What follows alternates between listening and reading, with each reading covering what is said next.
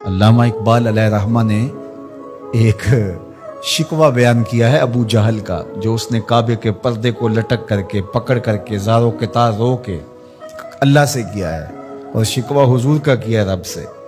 ابو جہل نے کہا کہ اس نے قریش کی عزت کو، ہمارے تفاخر کو خاک میں ملا دیا ہے، اور میرا سینہ بڑا زخمی ہو گیا ہے۔ در نگاہ او یکے بالاؤ پست، با غلام خیش بر یک خان نشست، کہ اس کی تو نظر میں اونچ نیچ ہے ہی نہیں، یہ تو غلام کے ساتھ بیٹھ کے کھانا کھا لیتا ہے۔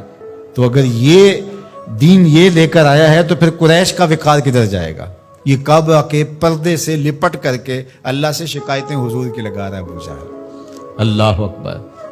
تو وہ غلام کو انسان نہیں سمجھتے تھے۔ جب غلام آقا کے جوتے اذن کے بغیر چھو بھی نہ سکے، میرے حضور معراج سے واپس پلٹیں اور کہیں بلال تو کون سے نیک عمل کرتا ہے، جنت میں تیرے قدموں کی آہٹ سنتا رہا۔ کیا خیال ہے اس ایک جملے نے دور غلامی کی ساری تھکن اتارنے دی ہوگی، اور بلال فرش سے اٹھ کے فراز عرش پہ نہیں پہنچ گیا ہوگا۔ حضرت سیدنا عثمان غنی رضی اللہ تعالی عنہ جمعے کی تیاری کرتے۔ جمعے کی تیاری ہوتی ہے غسل کیا جائے، کپڑے بدلے جائیں، تیل لگایا جائے، خوشبو لگائی جائے۔ تو تیاری میں ایک شامل یہ تھی غلام آزاد کیا جائے، ہر جمعے کو ایک غلام آزاد کیا۔ حضرت عبد الرحمن بن عوف رضی اللہ تعالی عنہ نے حضور کی دی گئی ترغیب سے زندگی میں 30,000 غلام آزاد کیے۔ اتنے طریقے دیے غلام آزاد کرنے کے، قسم توڑ بیٹھو غلام آزاد کرو، کفارہ زہار میں غلام آزاد کرو، روزہ توڑ بیٹھو غلام آزاد کرو، کفارہ قتل میں غلام آزاد کرو۔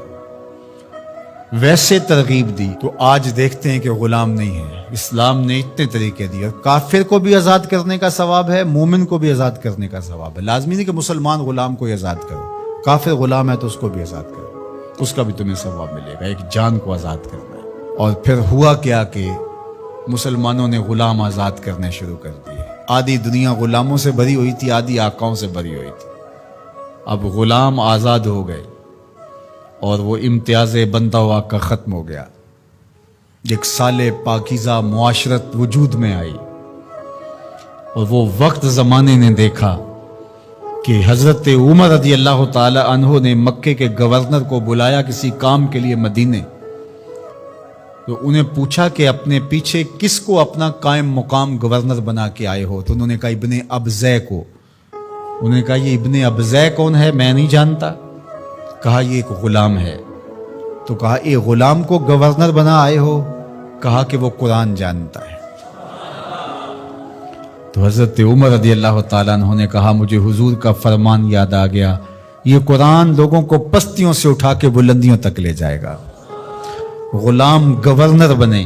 ہندوستان کے اندر باقاعدہ ایک خاندان غلاماں گزرا ہے، جس طرح خلجی حکمران ہوئے، مغل حکمران ہوئے، ایک باقاعدہ خاندان غلامہ تاریخ پڑھیں، وہ باقاعدہ بادشاہ بنے۔ تو یہ تاریخ ہے۔ بھلا غلاموں کو اس مسند پہ بٹھایا جا سکتا تھا، سوچا بھی جا سکتا تھا؟ اپنے ساتھ بیٹھ کے کھانا کھلانا، اس پہ شکایتیں لگا رہا ہے رب کے حضور، کعبے کے پردے کو تھام کے ابو جہل کہ از محمد سینہ ما زار زار، ہمارا سینہ زخمی ہو گیا ہے۔ در نگاہ او یکے بالاؤ پست، با غلام خیش بر یک خان نشست۔ یہ تو غلاموں کے ساتھ بیٹھ کے کھانا کھانے کی بات کرتا ہے۔ اگر یہ دین ہے تو پھر قریش کا وقار کدھر جائے گا؟ لیکن حضور نے غلاموں کو عزت دی، ان کو وقار دیا۔